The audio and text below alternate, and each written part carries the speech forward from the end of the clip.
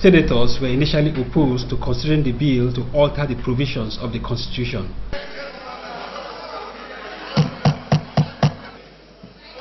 Distinguished colleagues, I'm appealing to my distinguished colleagues on this side and on the other side that we should proceed and vote on this. They are non-contentious. Constitutional amendment is a very serious exercise. We should not treat it with levity. We'll just be given this, whether it's controversial or not controversial, we should attach the importance that it deserves. And therefore, I believe that we need just one day to read it, whether it is controversial or not controversial, so as to establish a better tradition for this Senate. I'm seeing this for the first time. I'm not a lawyer. I want to read this and digest and convince myself that what I'm putting my signature on is the real thing. I want to call your attention to what happened to my colleague when we were debating the issue of constitution the other time. He didn't quite understand the implication of what he did. They almost leaked him in Ondo State. Senate President David Mark, however, alleged their fears, saying the controversial aspect of the bill will be stepped down to the next legislative day, and electronic voting on 8 clauses of the bill scaled through to empower INEC, deregister political parties which did not comply with the provisions of the Act of the National Assembly.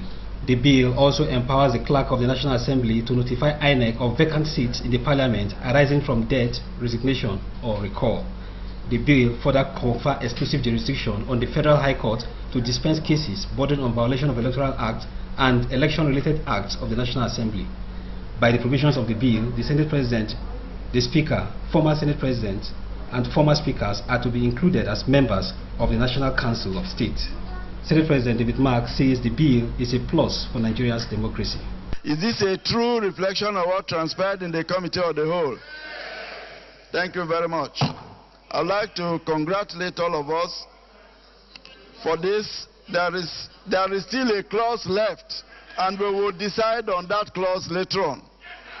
Senate spokesman Iyinana Aberibe sheds more light on the bill. One of the clauses that was passed today was the question of the management of political parties, in which the clause that was passed now said, in effect, that if a party is unable to win any elections from the State House of Assembly to the House of Rep to the Senate to the governorship and also to the presidency, that the Independent National Electoral Commission now has the power to deregister parties.